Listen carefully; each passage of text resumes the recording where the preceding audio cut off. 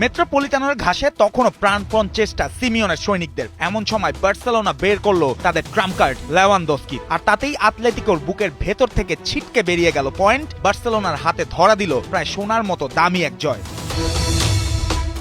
শুরু থেকেই ম্যাচটা ছিল দম বন্ধ করা এক টাগ অফ ওয়ার। বার্সেলোনা বল পায়ে ছন্দের নকশা এঁকেছে, আতলেতিকো খেলেছে কামড় বসানো অপেক্ষার ফুটবল। আর প্রথম আঘাতটা আসে স্বাগতিকদের দিক থেকেই। ৩৯ মিনিটে ক্লেম লেংলের লব পাস রক্ষণ চিরে পৌঁছে যায় জুলিয়ানো সিমিওনের কাছে। নিখুঁত প্রথম ছোঁয়া, তারপর ঠান্ডা মাথার ফিনিশ। ১-০ লিডে ফেটে পড়ে মেট্রোপলিটানো।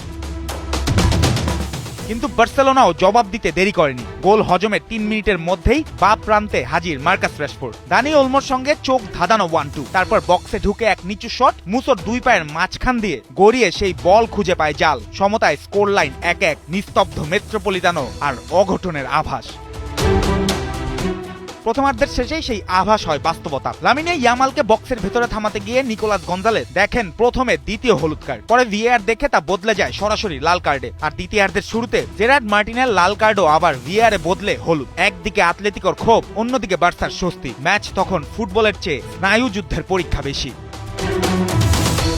এরপরেই বার্সেলোনা ধীরে ধীরে চেপে ধরে ১০ জনের আতলেতিকোকে। প্রায় ৭০% বলের দখল, ২২ শট, আর ইয়ামালের পায়ে পায়ে অস্থিরতা। ফেরান তোরেস, কনসালো একজনের পর একজন দরজায় কড়া নাড়ছেন। মুসো বারবার সেই দরজা বন্ধ করছেন, কিন্তু সব তালারই তো এক শেষ চাবি থাকে, আর সেই চাবির নাম লেভানডস্কি। ৮৭ মিনিটে কনসালো শট ফিরিয়ে দিলেও শেষ রক্ষা হয়নি মুসোর। ফিরতি বল লাগে গিয়ে পোলিশ স্ট্রাইকারের গায়ে। আর শিরোপার পথে এক প্রাইসলেস গোলে আতলেতিকোর দুর্গে জয় ছিনিয়ে নেয় কাতালানরা।